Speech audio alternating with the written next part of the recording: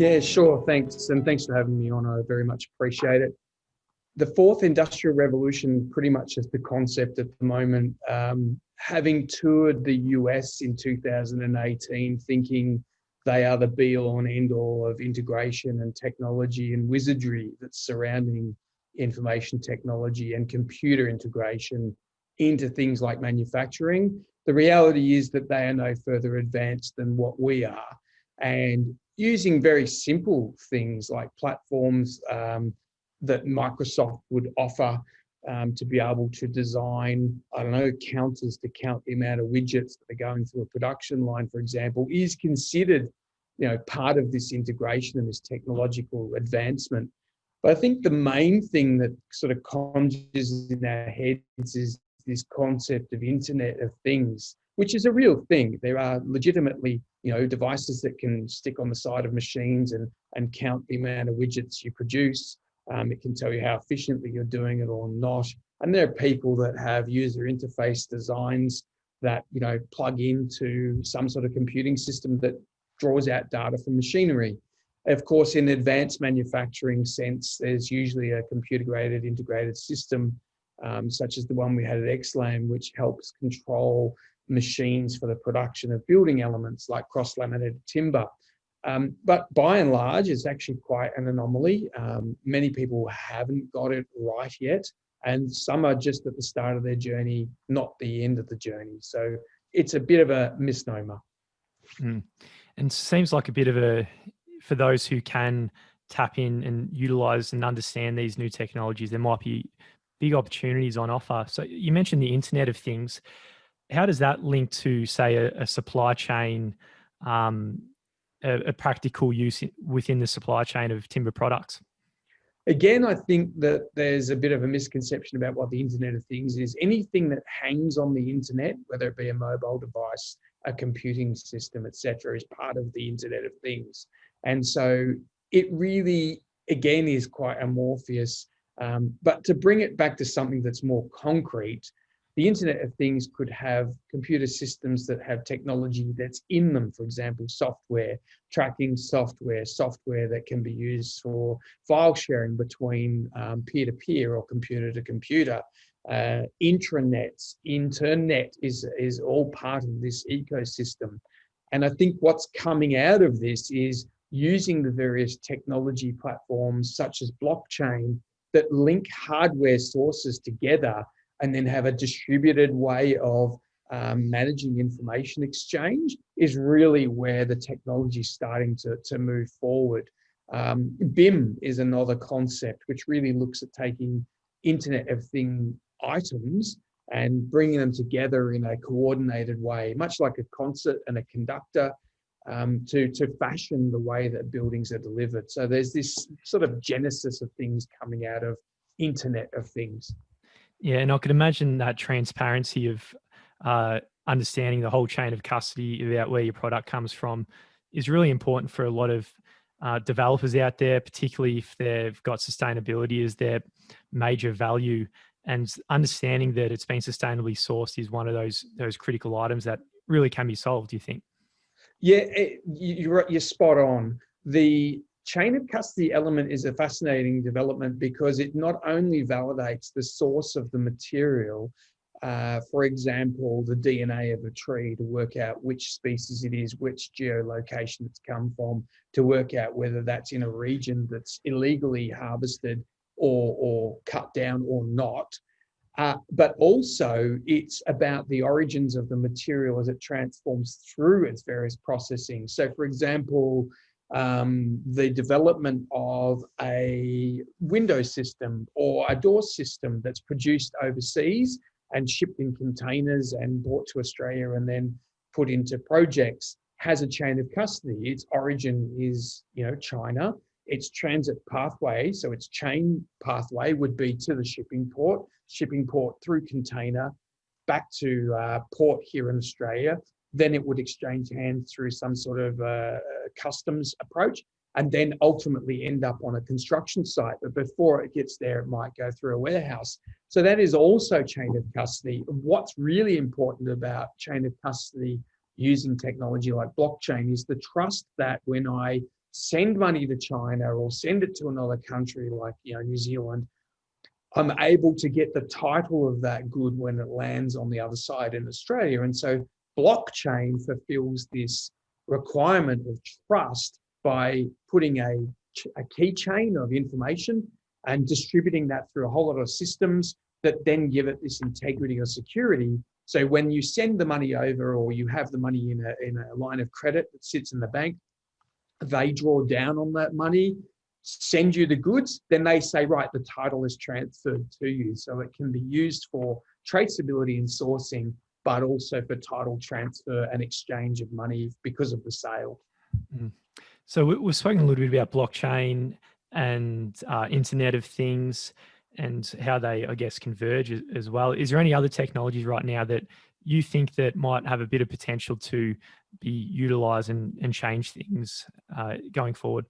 Yeah, look, I think technology, again, is a word that needs to be defined. Technology, people think in terms of hardware and software and a computer system or something that's new and fandangle. To me, the biggest one is BIM. BIM stands for traditionally building information modeling, and it's really around the building information that's modeled through software and produced as a series of diagrammatical schematics or drawings or designs, and then you produce the building from it. Building information management, which is a function of BIM, is around a technology, which is information exchange, which can include contracting, and it could use BIM technology, blockchain technology, for example. However, project management philosophies around BIM, which is bringing the information into the fore for a group of people to work collaboratively to develop the building or deliver the building.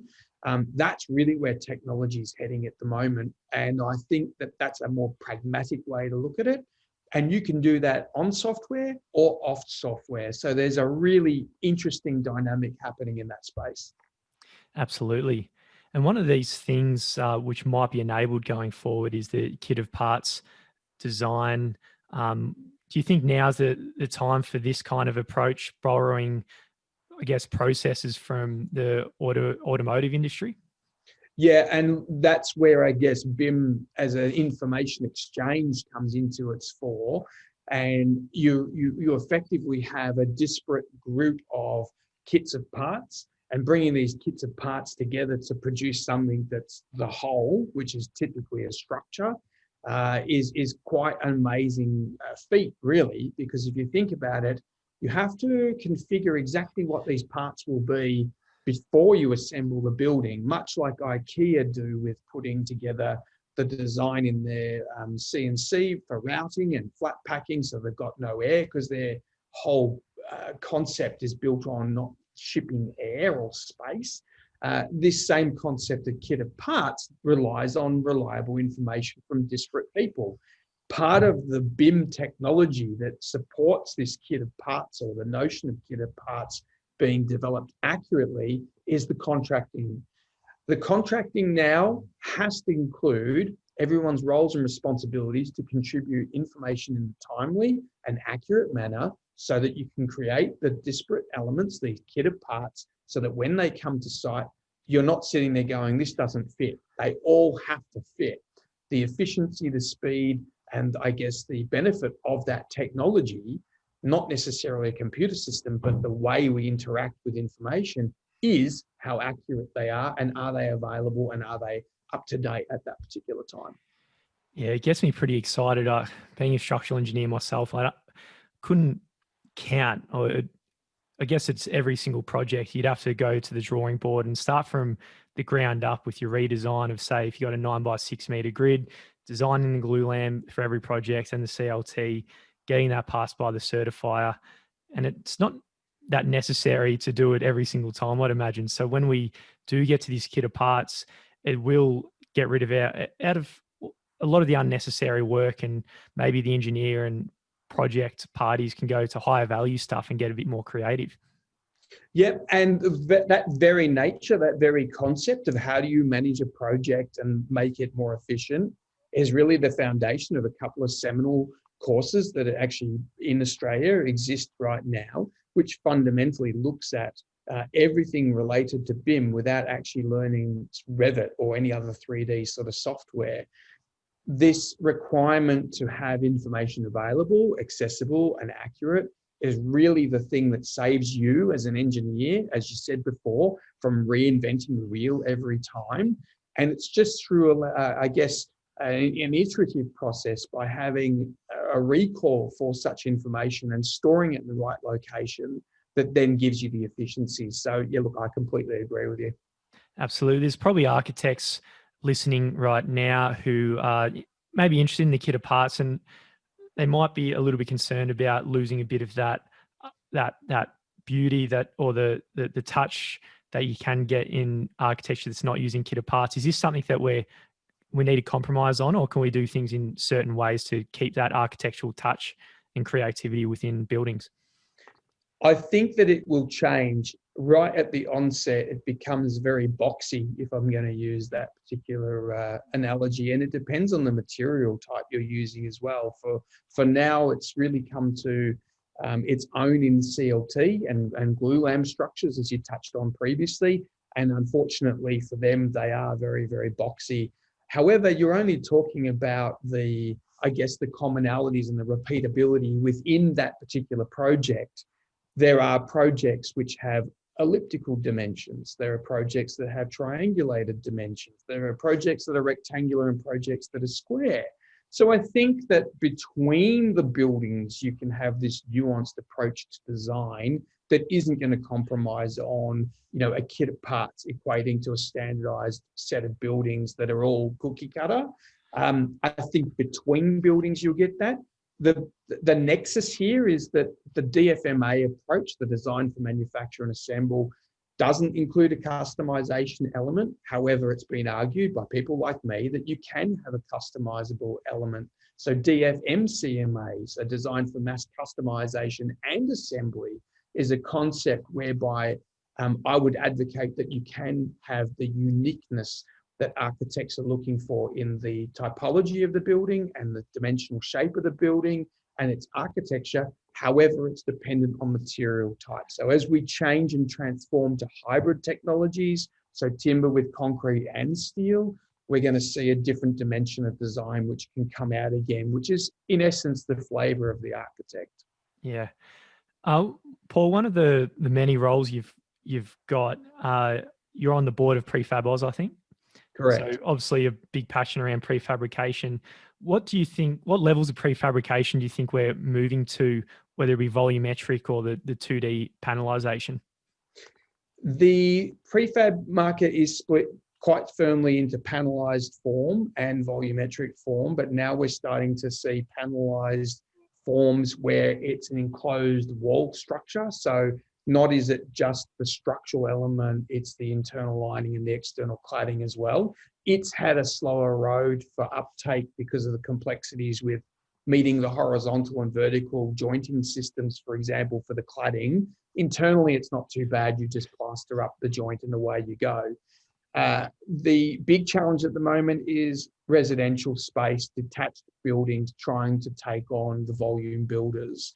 So there is a group of people at the moment, at least 3 organisations. I'm actually on an advisory committee of one of these groups who are looking at how do we bring an affordable housing concept that is volumetric in nature or 2D in nature, and deliver the 2D to site and assemble it there, or deliver the 3D volumetric to site and assemble it there. The biggest challenge is cost. When you're looking at social housing, it's how do you get the square metre completed rate down to levels that you would see from traditional approaches, such as using subcontractors on site and prefabricated framing.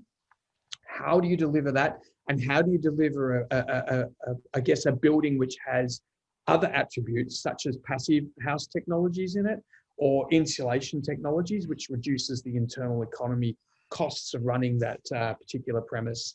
So the challenge is really now about costs more than anything else. Everything else has sort of been resolved. So that's actually quite a good benchmark for us. Very relevant there, Paul, with the social housing being announced quite recently. I think it's $1.6 billion in Victoria for social housing. So this question about how you can drive affordability is more relevant than ever. Yep, and there's two ways of doing it. One is you have automated systems which effectively take the labour component out, which is your biggest cost, or you have a more efficient way of building that is reduced by using materials in the right way.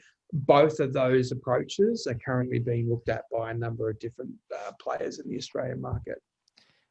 So currently, Paul, you're working as one of your roles at Deakin with a lot of PhD students. What advice do you give for students going out into the workforce in future? Hopefully we can be generic with that question, but you might be studying for 4 years doing engineering, and then there is a lot of change coming. So maybe there are some general attributes and qualities they might have that might help them throughout their career.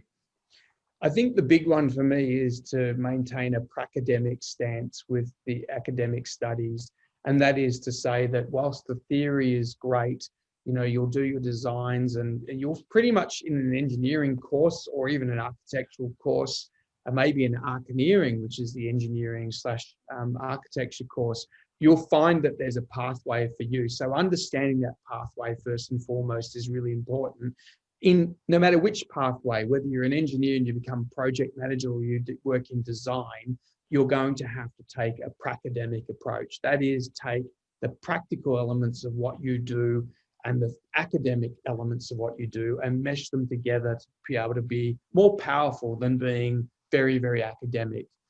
The other thing really important to understand is that when you graduate from university with an engineering degree, you are not an engineer.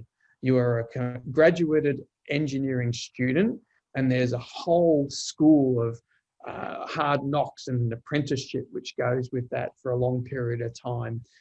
I would also say that your pracademic and your apprenticeship when you move out of your graduate school of study is going to be met by some sort of specialisation. Find a specialisation that fits with what you're trying to do. If that's technology, stay on the technology pathway. Be up to date with the latest journals. Look at what's happening in industry. Follow podcast talks like this one to see where you might actually venture into the future. Have a differentiation against every other student that is in your cohort and any other uni, and you'll find yourself sitting in a place that is differentiated. And for me, that holds power or holds credibility because employers are looking for the one that's something different that fits with what they're trying to achieve. And at the moment, the world's so broad with where it's going to go, no matter which sort of avenue you take, I'm sure there's an offering for everyone. Yeah, love it. Such good advice. Been an interesting year, 2020, Paul. Are you looking forward to 2021? If the pandemic is over and some of these virus vaccines have come to the fore, yes, I am. But would I want to go through this again? No, I would not. It did give me time to do a lot more research. It did give me a lot more time to do some more thinking about, the problem of what building in the fourth industrial revolution is going to mean for everyone. But apart from that, a lot of stress. So not looking forward to another 2020 if that's what 2021 holds. Oh, fantastic. And if people want to find out more about yourself, I know you're busy on LinkedIn. There's a lot of good content you're pumping out there. Is that the best place to go or anywhere else? Yeah, it is. So Melbourne University, the CampH ARC or CRC, available through Melbourne University. Just go to the university web pages. Deakin University likewise, and in the engineering faculty in Warren Ponds. I'm cloud-based, so whether you're at Deakin in Burwood or in Warren Ponds, you can get me there or any other university. LinkedIn, very, very active. Mass Timber Construction Journal, if you're interested in mass timber. Modern Methods Construction, if you're interested in modern methods construction more broadly. And then wherever I am talking or publishing, please, look up any of the papers I've published. You'll see my email address, get in contact, and we'll certainly be able to talk further. Thank you so much, Paul.